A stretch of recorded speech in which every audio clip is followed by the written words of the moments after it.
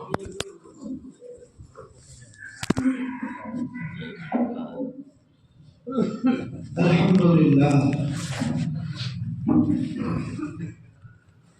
لله وكفى وسلام على عباده الذين اصطفى أما بعد أعوذ بالله من الشيطان الرجيم بسم الله الرحمن الرحيم الحمد لله رب العالمين الرحمن الرحيم مالك يوم الدين إياك نعبد وإياك نستعين اهدنا الصراط المستقيم صراط الذين أنعمت عليهم غير المغضوب عليهم ولا الضالين۔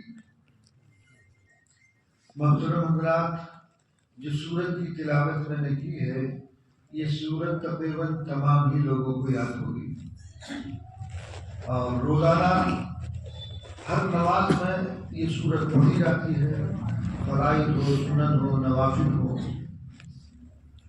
لیکن اس سورت میں اللہ تبارک و تعالیٰ کیا مضمون ارشاد فرما رہے ہیں اس سے ہم نہ واقف ہیں، ہمیں اس کا علم نہیں ہے کہ اللہ تبارک و تعالیٰ اس سورت میں کیا ارشاد فرما رہے ہیں۔ مختصر یہ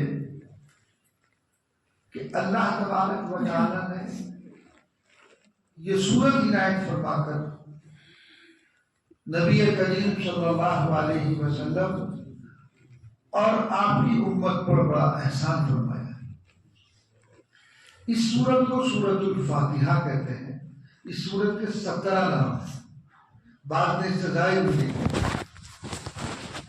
یہ ایک ایسی سورت ہے کہ اس جیسی سورت پچھلی امتوں کو نہیں دی گئی۔ یہ صرف امت محمدیہ اور قرآن مقدس کی خصوصیت ہے۔ اس صورت میں اللہ تبارک و تعالیٰ نے دعا مانگنے کا سلیقہ بیان فرمایا کہ جب انسان رب العالمین کی بارگاہ میں دعا مانگے تو کیسے مانگے اور کیا مانگے۔ اور یہ بات یقینی ہے کہ جب مضمون دعا اور اس کے آداب اللہ کی طرف سے ارشاد فرمائے جا رہے ہیں تو اس دعا کی قبولیت کو کوئی شک ہے؟ پہلی بات ہے کوئی شک نہیں۔ اللہ تعالیٰ فرما رہے کہ اس طرح سے مجھ سے مانگو، تو جب اللہ نے مضمون بیان فرما دیا یقیناً یہ علامت ہے اس بات کی کہ وہ درخواست اللہ کی بارگاہ میں منظور ہوگی۔ دنیاوی عدالتوں میں اگر آپ کو اپلیکیشن دینے کا طریقہ اور سلیقہ آپ کو بتا دیں جو سربراہ ہے کہ یہ مضمون لکھ کر لانا، تو یقین یہ جان لیتے ہیں آپ کہ یہ مضمون جب بتایا تو اسی لیے بتایا کہ یہ منظور ہو جائے گا۔ تو اللہ تبارک و تعالیٰ نے ہمیں دعا کرنے کا طریقہ کہ کیسے اللہ سے مانگے، تو پہلی چیز اللہ تبارک و تعالیٰ کی تعریف اور توصیف بیان کی ہے۔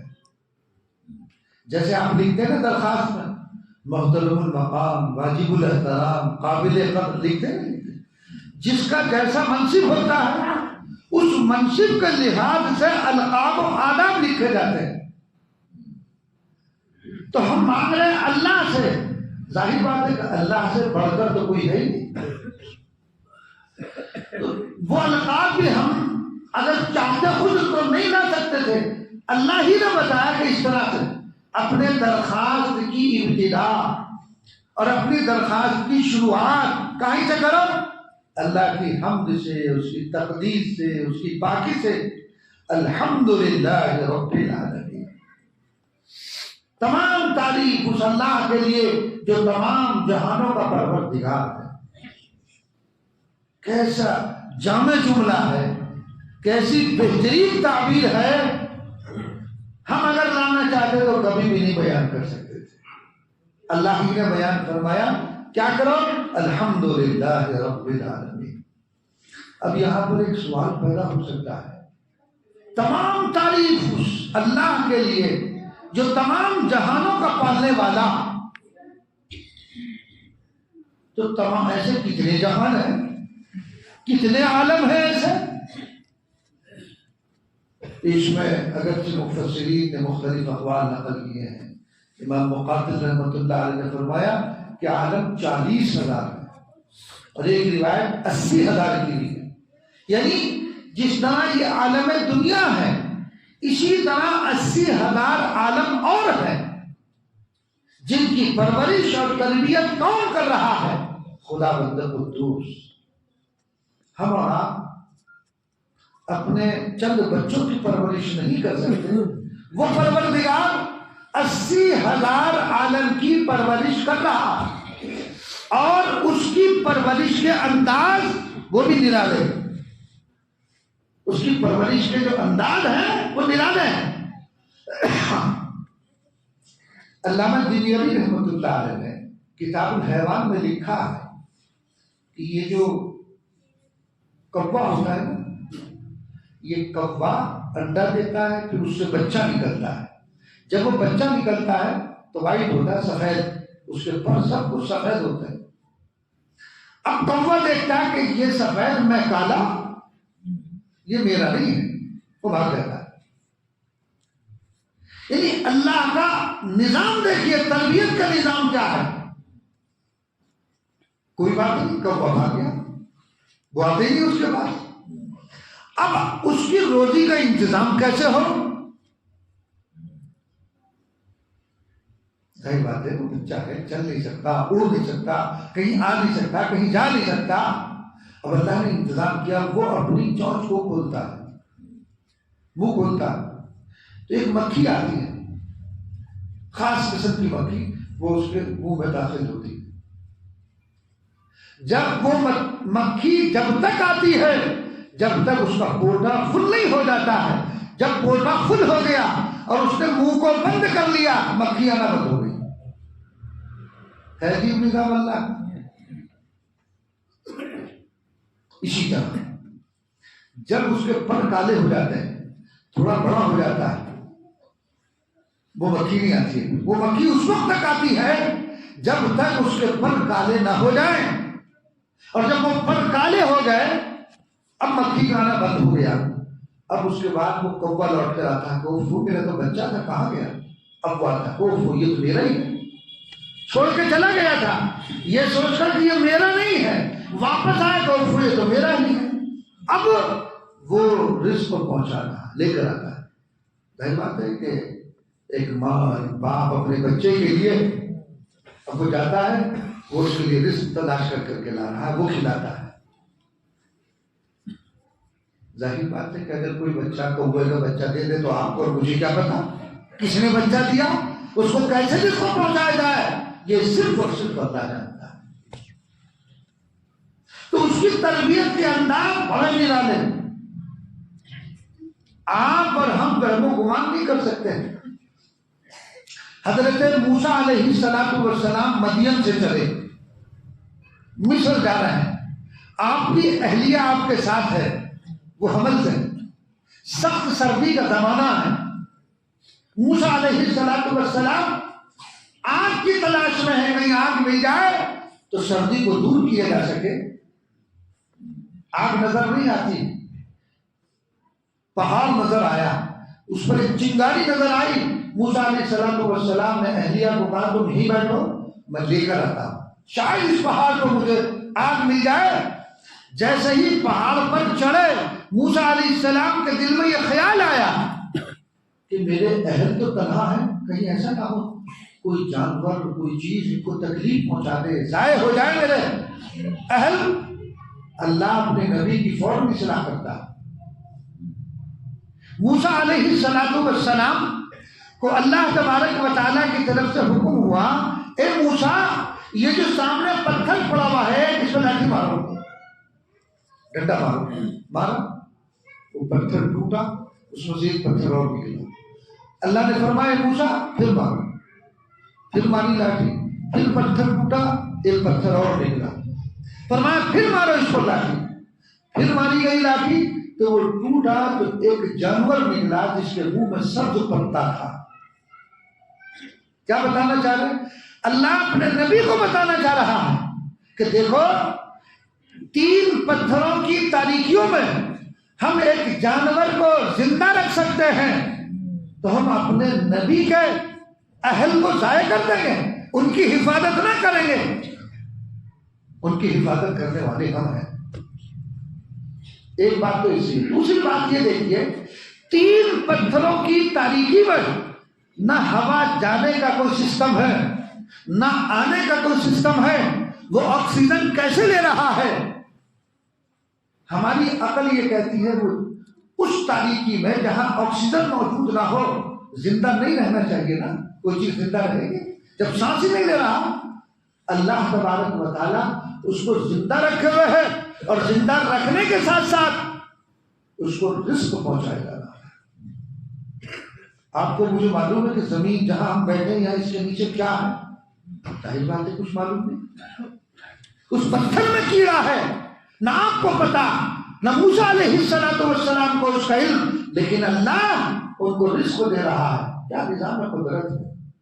رب العالمین، اس لیے تو رب العالمین تربیت کر رہا، اس کی تربیت کے انداز نرالے ہوتے ہیں۔ دیکھو ایک واقعہ ہم نے حضرت مولانا اطہر حسین صاحب علیہ رحمہ سے یہ واقعہ سنا اور پھر پڑھا بھی۔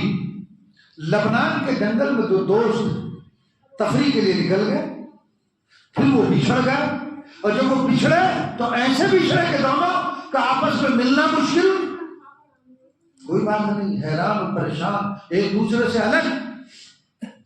تو قرآن کریم کی تلاوت کی آواز ان کے کان میں پڑی، ایک کے۔ اب اس نے کان لگایا کہ یہ قرآن کی تلاوت کی آواز کہاں سے آ رہی ہے، تو اس آواز پر چلا جدھر سے آواز آ رہی ہے، اس آواز پر چلا۔ جب اس آواز پر چلتے چلتے دیکھا کہ ایک غار ہے، اس غار میں ایک بوڑھا شخص بیٹھے ہوئے ہیں جو قرآن مقدس کی تلاوت کر رہے ہیں۔ کوئی آبادی نہیں، آس پاس میں دور دور تک کسی آبادی کا نام و نشان نہیں، وہ قرآن کی تلاوت کر رہے ہیں۔ تو میں دل میں سوچ رہا ہوں یا اللہ یہ یہاں کیسے زندہ، ان کے کھانے کا کیا نظر ہے؟ خیر یہ غار میں پہنچ گئے، وہ قرآن کی تلاوت کرتے رہے۔ جب وہ فارغ ہو گئے تو فارغ ہونے کے بعد اس نوجوان نے پوچھا کہ حضرت آپ یہاں کب سے ہیں؟ کہا مجھے 30 سال کے بعد کسی انسان کی زیارت کی ہے۔ کتنے سال بعد؟ 30 سال کے بعد۔ اس نوجوان نے پوچھا کہ آپ کے روزی روٹی کا کیا انتظام ہے؟ کہنے لگے ٹھہر جاؤ، ایک جانور آیا، اس کی چونچ اور پنجوں میں اخروٹ بادام وہ لا کر کے رکھ رہا،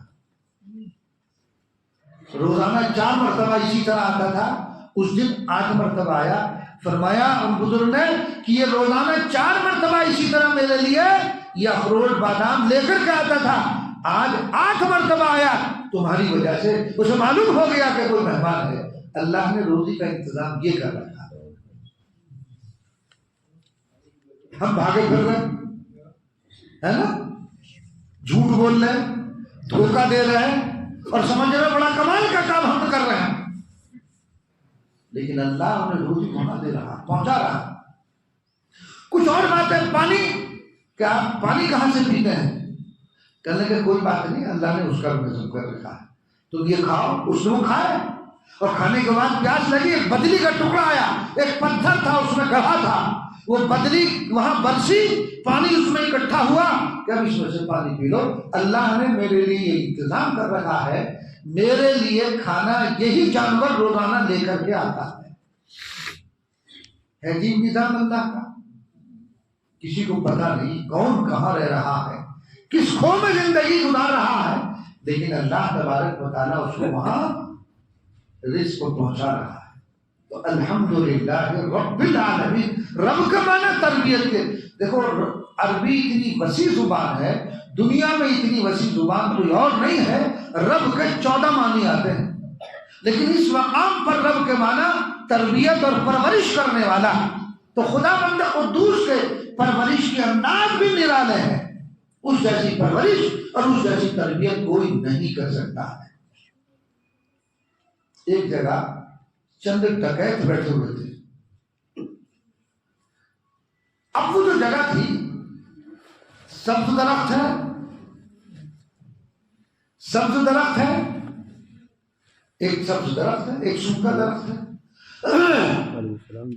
تو وہ جو ہے سبز درخت، ایک چڑیا آتی وہ اڑ کے آتی ہے، ادھر جاتی ہے، پھر ادھر ان پہ آتی ہے، پھر ادھر جاتی ہے. وہ چور بیٹھے ہوئے تھے وہاں، ڈکیت چور وہاں بیٹھے ہوئے ہیں. اب جو سردار تھا ان میں وہ کہنا ماجرا کیا ہے، یہ چڑیا ادھر آتی ہے، پھر ادھر جاتی ہے، پھر ادھر آتی ہے، تو دیکھنا چاہیے ہے کیا چیز. تو وہ سوکھے درخت پر چڑھا. وہ کیا دیکھتا ہے کہ وہاں ایک گھونسلہ رکھا ہوا ہے. آپ نے دیکھا ہوگا کہ چیل جو ہے وہ گھونسلہ لگا لیتی ہے. تو اس نے دیکھا گھونسلہ ہے چیل کا، اور اس گھونسلے میں ایک سانپ بیٹھا ہوا ہے اور وہ نابینا ہے، اندھا ہے. وہ جو چڑیا ہے وہ سبز درخت پر سے پتا توڑ کے لاتی ہے اور اس سانپ کے منہ میں ڈال دیتی ہے. دیکھا اللہ کہنے کیسا انتظام کر رکھا ہے کہ ایک چڑیا کو اس کے رزق پہنچانے پر مقرر کر رکھا ہے کہ یہ اندھا سانپ ہے، چل نہیں سکتا ہے، جا نہیں سکتا ہے، لیکن مقرر کر رکھا کہ جا اور اس کے پاس جا کر کے اس کو رزق پہنچا. یہ ہے اللہ کا تربیت کا نظام. دنیا میں دنیا کی ساری حکومتیں مل جائیں ایسا اعلیٰ نظام بنا نہیں سکتی. انہیں پتہ ہی نہیں، ان کے پاس تو علم نہیں ہے. بھائی جب علم ہوگا تو رزق تو تبھی پہنچائے گا آدمی، تربیت تو تبھی کرے گا. ابھی زمین کی تہ میں کتنی مخلوقات ہے، جب آپ کو علم ہی نہیں ہے تو تربیت کا مسئلہ ہی پیدا نہیں ہوتا. اور اللہ تبارک و تعالیٰ کا جو علم ہے وہ ایسا علم ہے کہ اس جیسا علم کائنات میں کسی کو ہے ہی نہیں. تو جب اس کا علم اعلیٰ اور ہر چیز کو محیط ہے، گھیرے ہوئے ہے، تو جب اس کا علم گھیرے ہوئے ہے ہر چیز کو، تو ظاہری بات ہے اس کو یہ بھی پتا ہے کہ کون مخلوق کس جگہ رہتی ہے، اس کو روزی بھی دیتا ہے، سب کچھ کھلاتا ہے. تو آپ اندازہ لگا لیجیے کہ ظاہر بات ہے کہ جب علم اللہ تبارک و تعالیٰ کو ہے تو اسی کے علم ہے روزی کو پہنچانا. کوئی تھوڑا کھاتا ہے، کوئی زیادہ کھاتا ہے، یہ سب اللہ تبارک و تعالیٰ کے علم ہے. اور روزانہ جو ہے اس کی کروڑ مخلوقات ہے، اور وہ کروڑ مخلوقات کو روزانہ رزق دے رہا ہے، تو اس کے رزق میں کوئی کمی واقع نہیں ہوتی. اس لیے کہ وہ رب ہے، وہ تربیت اور پرورش کرنے والا ہے. تربیت اللہ کے ذمہ ہے. تو الحمدللہ رب العالمین، تمام تعریف اس رب کے لیے ہے، اس کائنات کے مالک کے لیے ہے جو تمام جہانوں کا پالنے والا ہے. یہ جو جہان ہے، ایک بات اور یاد رکھیے گا، یہ تو مفسرین نے لکھا کہ یہ 80,000 عالم ہے، 40,000 عالم ہے. یہ جو علم ہو گیا اور نہ اس کے علاوہ بھی، یہ تو اللہ، صحیح طور پر علم تو اللہ ہی کو ہے، اللہ کے علاوہ کوئی اور نہیں جانتا ہے. بھائی یہ سائنسداں تحقیق کرتے ہیں کہ صاحب چاند پر پہنچے، وہاں چاند پر یہ کیفیات ہیں. ابھی جو چاند پر پہنچا تھا نے کہا صاحب وہاں ایک دریا بھی ہے پانی کا، پانی بھی مل گیا ہے. تو یہ تحقیق کی تو جو ان کو تحقیق ہوئی وہ بتا دیا. تو کائنات میں ایسی کتنی چیزیں ہیں جس کی آج تک کوئی تحقیق نہیں اللہ جانتا. اللہ تبارک و تعالیٰ کو علم ہے. اب آپ یہ سوچو کہ چاند وہاں پر دریا موجود ہے نا. یہ جب چاند پر پہلے جانے کی کوشش کر رہے تھے غالباً امریکہ، سب سے پہلی بات ہے حضرت تھانوی رحمۃ اللہ علیہ حیات تھے اس وقت. تو حضرت نے فرمایا، کوئی جب حضرت کے سامنے ذکر آیا تو حضرت نے فرمایا کوئی کمال کی بات نہیں، چاند پر کوشش کر رہے ہیں، پہنچ بھی جائیں گے، مگر ہمارے بزرگ یہاں بیٹھے بیٹھے اس سے بھی اوپر پہنچ گئے. تو چنانچہ حضرت نے لکھا کہ شیخ عبد القادر جیلی ایک بزرگ ہے، جیلانی نہیں، جیلی. شیخ عبد القادر جیلی ایک بزرگ ہیں، ان کا کشف ہے کہ عرش کے نیچے ایک دریا بہ رہا ہے، اور وہ دریا اتنا بڑا ہے کہ اس کی ایک موج کو 70,000 فرشتے تھامے ہوئے. اگر ایک موج دنیا میں گرا دی جائے تو ساری دنیا اس پانی کی وجہ سے تہس نہس ہو جائے گی. اب آپ اندازہ لگائیے کتنی بڑی جو ہے، کتنا بڑا وہ دریا ہوگا. تو حضرت فرمان کہ ہمارے اکابر صاحب بیٹھے بیٹھے اس سے اوپر پہنچ گئے. تو کتنا بڑا وہ دریا ہوگا کہ 70,000 فرشتے اس کی ایک موج کو تھامے ہوئے ہیں، اور اس میں تو سینکڑوں موجیں ہوتی ہیں دریاؤں. تو ان سائنسدانوں کو جس چیز کا علم ہو گیا، تحقیق ہو گئی، وہ بتا دیا، باقی نے کچھ پتا نہیں. آپ نے وہ حدیث کو پڑھا ہوگا، فضائل اعمال میں پڑھی ہوگی روایت کہ ایک ادنا جنتی کو اللہ تبارک و تعالی اس دنیا سے 10 گنا بڑی جنت دیں گے. پڑھا ہے نا؟ اور یہ بھی پڑھا ہوگا کہ اللہ کے نزدیک اس دنیا کی قدر و قیمت مچھر کے پر کے برابر نہیں. پڑھا؟ اب سنو، یہ جو ہے نا، آپ سوچتے ہیں مچھر کا پر کتنا ہوگا، اتنا سب نا نظر آتا ہے. آنکھ کمزور ہو تو چشموں سے دیکھنا پڑے گا، زیادہ کمزور ہو دوربین سے نظر آئے گا. آتا نظر نہیں آتا ہے نا؟ اب آپ سوچیں گے یار اس دنیا کی حقیقت مچھر کے پر کے برابر نہیں، تو سائنسی تحقیق نے یہ ثابت کر دیا. کیسے؟ دنیا میں ایک سیارہ، ایک ستارہ ایسا ہے، انہوں نے تحقیق کی ہے، ایک ستارہ ایسا ہے جو اس دنیا سے 10,000 گنا بڑا ہے. کتنا؟ 10,000 گنا بڑا ہے. تو پھر تو 10,000 گنا بڑا ہے، تو پھر تو آپ کو باقی 10,000 گنا تو دیکھنا، وہ تو چشمے سے بھی نظر نہیں آئے گا، تو بہت چھوٹا سا ہوگا. یہ تو بڑی چھوٹی جنت ہوئی، یہ تو کچھ بھی نہ ہوئی. تو مچھر کا پر وہ بڑا ہے، 10,000 گنا بڑا ایک سیارہ جس کی انہوں نے تحقیق کر لی. نہ معلوم اس سے بھی بڑا بھی ہوگا، اس سے بھی بڑا ہوں گے. اگر انسان حقیقت پر غور کرے، اور یہ جو سائنسدان تحقیقات کرتے ہیں، اگر ان تحقیقات پر یہ غور کریں صحیح معنی میں، تو اسلام لائے بغیر نہیں رہ سکتے. کہ اس کائنات کی تربیت کرنے والا اور اس کائنات کو چلانے والی کوئی اور ذات ہے. نہ 10 عقلیں چلا سکتی ہے، نہ انسان چلا سکتے ہیں. کیا اس کے اندر نعمتیں ہیں، اللہ کی کتنی مخلوقات ہیں جس کا آپ اور ہم اندازہ نہیں کر لگا سکتے.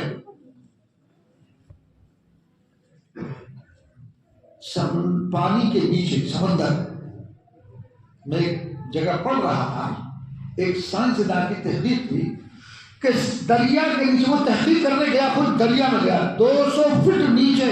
کہاں؟ پانی کے 200 فٹ نیچے.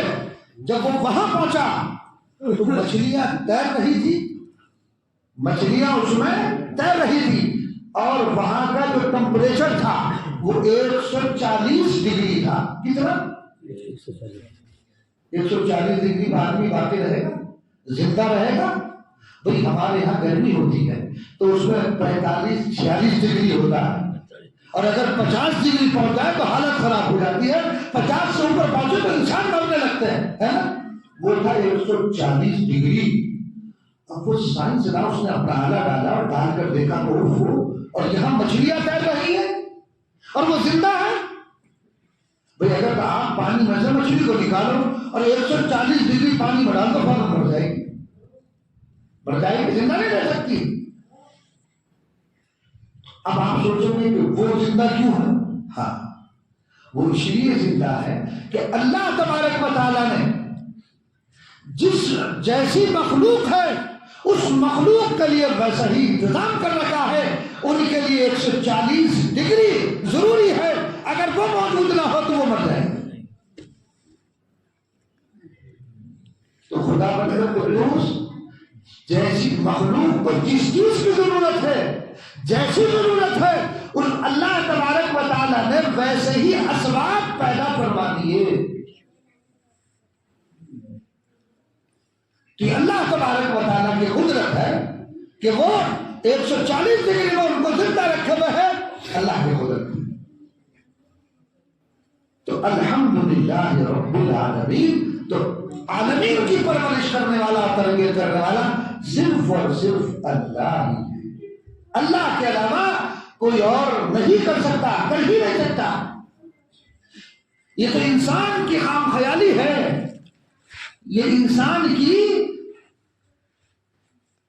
انسان کی خام خیالی ہے کہ انسان یہ سوچ رہا ہے کہ میں اپنے بچوں کو رزق دے رہا ہوں، رزق تو ہی دے رہا ہے، رزق کوئی اور دے رہا ہے۔ جس نے تیری تربیت کی ہے، جس نے تجھے رزق دیا ہے، وہی بچوں کی تربیت کرنے والا۔ ظاہری طور پر اسباب تمہیں بنا دیا گیا، سبب کا درجہ ہو تو الحمدللہ رب العالمین، تمام تعریف اس اللہ کے لیے جو عالمین کا رب ہے۔ اب یہاں میں آپ کو بڑی تحقیق بتا گا جو علامہ راضی رحمۃ اللہ علیہ نے صفحات کے صفحات اس پر لکھ ڈالے، جو سائنس کا آج پہنچ کر کے کہتے ہیں وہاں آثار حیات ہیں، آدمی زندہ رہ سکتا ہے، وہاں پر پانی موجود ہے، ہوا بھی موجود ہے، اور اب وہاں پلاٹنگ شروع ہونے والی ہے۔ معلوم ہے آپ کو چاند پر پلاٹنگ شروع ہونے والی ہے، آپ بھی کوئی پلاٹ خرید لیو، ہے نا؟ آثار حیات یہ تو سائنسدان بتا رہے ہیں، سائنسدان اب بتا رہے ہیں کہ اس میں یہ چیزیں ہیں۔ امام غازی رحمۃ اللہ علیہ نے تفسیر لکھی ہے اپنی، تفسیر کبیر کے نام سے۔ آپ اس آیت کی تفسیر اٹھا کر اس میں دیکھیں، 700 سال قبل لکھی ہے انہوں نے، اور 700 سال پہلے اس آیت کی تفسیر میں وہ تمام باتیں لکھ گئے ہیں جو آج سائنسدان تحقیق کر کے پہنچ رہے تھے۔ کون سی نہیں تحقیق کی؟ ہم سوچتے ہیں ارے یہاں کیا بڑھیا عمدہ تحقیق آئی ہے، کوئی تحقیق نہیں ہے۔ ہمارے اکابر جو تحقیق لکھ گئے ہیں تو ہم اپنے گھر کی تعلیم سے نابلد ہیں، ہمیں اپنے گھر کی تعلیم کا علم نہیں ہے، تب لگ رہا ہے کہ یہ سب ایسی تحقیقات کی ہے۔ پڑھو، مطالعہ کیا کرو، کتابیں پڑھا کیا کرو، تو آپ کو حقیقت کا پتہ چلے گا کہ ہمارے یہاں کیسے کیسے علماء ہوئے، کیا کیا باتیں لکھ دی گئی ہے جو سائنسدان آج اس کی تحقیق کر رہے ہیں، وہ ہمارے اکابر پہلے لکھ کر کے چلے گئے۔ یہ مسجد کونا سے بھی آنا کیا خود کرنا 10 منٹ کے بعد 10 منٹ کے بعد جی 10 منٹ کے بعد۔ تو الحمدللہ رب العالمین، تمام جہانوں کا پالنے والا وہی ہے۔ اچھا یہ جو عالم ہے، ایک تو میں نے بات بتائی کہ عالم جیسے ایک عالم دنیا ہے، اسی طرح 80,000 عالم یا 40,000 عالم ہے۔ بعض علماء نے یہ بھی لکھا ہے کہ ہر مخلوق کو ایک عالم قرار دیا گیا، عالم نباتات، عالم حیوانات، عالم جمادات، یہ مستقل ہے اس کے اعتبار سے، یعنی اس طرح سے 40 ہیں، 40 یا 80 ہیں، ہر ایک کو یہ جو انسان ہے، حیوانات، یہ ایک مستقل عالم ہے۔ اور یہ بھی ایک حقیقت اور سچائی ہے، انسان کا یہ جو جسم ہے نا، یہ بھی عالم سے کم نہیں ہے۔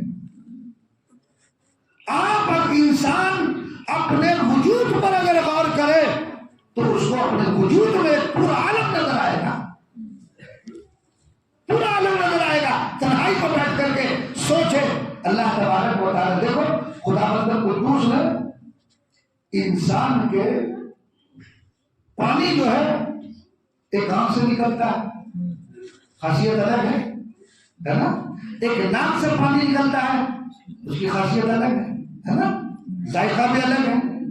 ایک پانی جو پیشاب کے ذریعے نکل رہا ہے، اس کی خاصیت الگ ہے۔ اللہ تبارک و تعالیٰ نے اس دنیا میں میٹھا پانی بھی پیدا کر رکھا ہے، شور نمکین پانی بھی پیدا کر رکھا ہے۔ ناک سے جو پانی آتا ہے اس کا ذائقہ نمکینیت لیے ہوئے ہے، آنکھ سے جو پانی آتا ہے دیکھنا کر اس کے اندر مٹھاس ہوتی۔ تو اگر آپ غور کریں، انسان اگر غور کرے اپنی حقیقت پر، تو وہ اس بات کا قائل ہوئے بغیر نہیں رہ سکتا ہے کہ اس عالم کا چلانے والا اور اس عالم کی تربیت کرنے والا اور اس عالم کو پالنے والا صرف ایک ہی ہے۔ اس کی پرورش کرنے میں، اس کو تربیت دینے میں کوئی اس کا ساتھی اور شریک نہیں۔ ایک جگہ مناظرہ طے ہوا، ایک پادری جو تھا وہ اعلان کر رہا تھا کہ ہمارے سوالوں کا جواب دے۔ امام ابو حنیفہ رحمۃ اللہ علیہ پہنچے، مناظرہ طے ہو گیا، وقت مقررہ پر وہاں انتظار ہو رہا، امام صاحب دیر میں پہنچے۔ اب صاحب کو پادری جو تھا کہنے لگا کہ آپ جو ہے دیر میں کیوں پہنچے؟ ہم نے کہا دیر میں اس لیے پہنچا کہ کشتی سمندر، پہلے کشتی بنی خود بخود، اس میں تختے جڑے، پھر وہ کنارے آئی، میں اس میں بیٹھا، خود بخود چلی، اس لیے دیر ہو گئی آپ تک پہنچنے میں۔ کہنے لگے آپ اتنے بڑے امام ہو کر اور یہ کہہ رہے ہیں کہ کشتی خود بخود بنی، کشتی خود بخود چلی، اس کا کوئی چلانے والا نہیں، کوئی ملا نہیں ہے، یہ کیسی بے عقلی کی بات کر رہے ہیں آپ؟ امام صاحب رحمۃ اللہ علیہ نے فرمایا یہ میں نے آپ کے سوال کا جواب دیا ہے کہ جب ایک کشتی، چھوٹی سی کشتی بغیر بڑھائی کے بن نہیں سکتی ہے، اس کو بنانے والا سننا چاہیے، بنانے والا چاہیے، اور پھر بنانے کے بعد اس کو چلانے والا چاہیے، کوئی بننا چاہیے، بغیر بنانے والے کے بن نہیں سکتی، بغیر چلائے چل نہیں سکتی۔ آپ کیسے کہتے ہیں؟ امام صاحب نے فرمایا ایک چھوٹی سی کشتی بغیر کسی کے بنائے بن نہیں سکتی، بغیر ملا کے چلائے چل نہیں سکتی، اتنی بڑی کائنات یہ بغیر چلانے والے کے کیسے چل جائے؟ کیسا جواب دیا؟ ایسا عمدہ جواب ہے امام صاحب نے سنا دیا کہ اس کا چلانے والا ملا ہوگا تو جب بغیر ملا کے کشتی نہیں چل سکتی، اس دنیا کا نظام بغیر چلانے والے کے نہیں چل سکتا، معلوم ہوا اس کا چلانے والا کوئی ہے۔ یہ دوسرا واقعہ ہے کہ وہ یہ الگ واقعہ ہے کہ چند سوالات کیے تھے امام صاحب، اس کا سوال ایک یہ تھا کہ اللہ اس وقت کیا کر رہا ہے؟ امام صاحب نے کہا تم نیچے آؤ، ہم اوپر جواب دیں گے نا۔ نیچے اتار دیا، خود اوپر چلے گئے، فرمایا تمہارے سوال کا جواب ہو گیا، اللہ اس وقت یہ کر رہا تمہیں نیچے، اوپر سے نیچے، مجھے نیچے سے اوپر، سوال کا جواب ہو گیا، تمہیں اوپر سے نیچے کر دیا، مجھے نیچے سے اوپر کر دیا۔ دوسرا اس کا سوال تھا کہ موت میں کیا اللہ کا رخ کدھر کو ہے؟ اللہ کا رخ کدھر کو ہے؟ امام صاحب رحمۃ اللہ نے چراغ جلایا، تو ظاہر بات ہے کہ جو چراغ جل رہا اس سے پوچھا کہ اس کی سمت کدھر ہے، تو اس کی سمت تو چاروں طرف ہے، چراغ کدھر؟ چاروں طرف ہے۔ فرمایا بس یہ تمہارے سوال کا جواب ہے۔ پھر اس کے بعد کہ اللہ کو دکھا دو اللہ کہاں ہے، اللہ کس جگہ ہے جو سارے عالم کی تربیت کر رہا ہے؟ بتائیے، وہ کہہ رہا کہ اللہ کو دکھاؤ، کہ ایک ڈھلا اٹھایا مارا اس سے، وہ پہنچ گیا قاضی کے پاس، اور قاضی صاحب کے جا کے یہاں دعویٰ کر دیا کہ انہوں نے میرے سر میں ڈھلا مارا ہے اور میرے بڑا درد ہے، شفا شدید درد ہو رہا۔ طلب کر لیا گیا، طلب کرنے کے بعد پوچھا کہ آپ نے ڈھلا مارا؟ کہا صاحب میں نے مارا۔ جی بات ہے، دیکھو سچ سچ بتانے کے مارا، کہ کیوں مارا؟ انہوں نے سوال کیا تھا، اس کا جواب دیا۔ تم سے پوچھا کہ کیا سوال تھا آپ کا؟ کہ اللہ کو دکھا دو، تو یہ کہہ رہے نا ڈھلا لگا، سر میں درد ہو رہا، تو درد دکھا دو۔ درد کو 50 گرام کی بٹیا پہن کے نکال کے دکھا دو کہ بھائی یہ درد، اسے دکھا نہیں جا سکتا ہے، اس کا تو احساس ہوتا ہے، وہ تو محسوس کی جانے والی چیز ہے، خارج میں کوئی وجود نہیں کہ یہ درد دکھا دینا، اللہ کو دکھا دو۔ تو بہرحال تو اللہ تبارک و تعالیٰ اس سارے نظام کو چلا رہے ہیں، سارے نظام کو چلا رہے ہیں، وہی اس نظام کو چلانے والا ہے۔ یا برابر میں چونکہ مولانا بہت بڑے مولانا تشریف لائے ہوئے ہیں، تو اس لیے وہاں مولانا افضال صاحب وہاں جانا ہے، ورنہ واقعی جی چاہ رہا تھا اس پوری سورت کی تفسیر کر کے اس کا پھر میں کم سے کم 1-1.5 گھنٹہ تو اور مزید لگتا، لیکن بہرحال مہمان ہیں ہمارے باہر سے آئے ہوئے ہیں، ان کی قدردانی، ان کی باتوں کو سننا یہ ہمارے لیے لازم اور ضروری ہے۔ تو سبھی حضرات یہاں سے وہاں جائیں اور مولانا کی باتوں کو سنیں، شاید میں بھی جاؤں گا۔ اللہ تبارک و تعالی ہم سب کو عمل کی توفیق عنایت فرمائے. اللهم صل على سيدنا ونبينا ومولانا محمد عبده ورسوله. ربنا ظلمنا انفسنا وان لم تغفر لنا وترحمنا لنكونن من الخاسرين. اے اللہ ہمارے گناہوں کو معاف فرما، خطاؤں کو درگزر فرما، ہم سب پر اللہ کرم کا معاملہ فرما. جتنے حاضرین ہیں خدا رب القدوس ان کی مرادوں کو پورا فرما اور ہر قسم کی عافیت سے مالا مال فرما. ہماری عورتوں کو، ہماری نسلوں کو، ہمارے بچوں کو اے اللہ دین سے واقف کر دے. اے اللہ دین سے واقف کر دے اور اپنے عقائد کو درست کر فرما. اے اللہ عقیدہ توحید پر ہم سب کو جما دے. اے اللہ غلط نظریات، کفریہ فکر سے ہم سب کی حفاظت فرما. اے الہ العالمین جتنے حاضرین یہاں پر موجود ہیں، دلوں میں جو جائز مقاصد ہیں آپ علیم اور خبیر ہیں، ہر ایک کے جائز مقصد میں کامیابی عطا فرما. ہر قسم کی خیر سے مالا مال فرما. ہمارے اندر دین کا جذبہ پیدا فرما. دین داروں سے ہم سب کو منسلک فرما. اے اللہ بلا ربی سے ہماری اور ہمارے نوجوان طبقے کی حفاظت فرما. نبی کریم صلی اللہ علیہ وسلم نے جو خیر کی دعائیں مانگی ان میں ہمارا حصہ عطا فرما. اور جن شروع سے پڑھنا چاہیے ہم بھی پڑھنا چاہتے ہیں، ان تمام سے ہماری حفاظت فرما. ہر خیر سے مالا مال فرما، ہر شخص حفاظت فرما اور ان دعاؤں کو بہر اپنے فضل و کرم سے قبول فرما. وصلی اللہ تعالی علی خیر خلق محمد وعلی آلہ وصحبہ اجمعین برحمتک یا ارحم. چلو بھائی چلو مسافہ چھوڑ دو.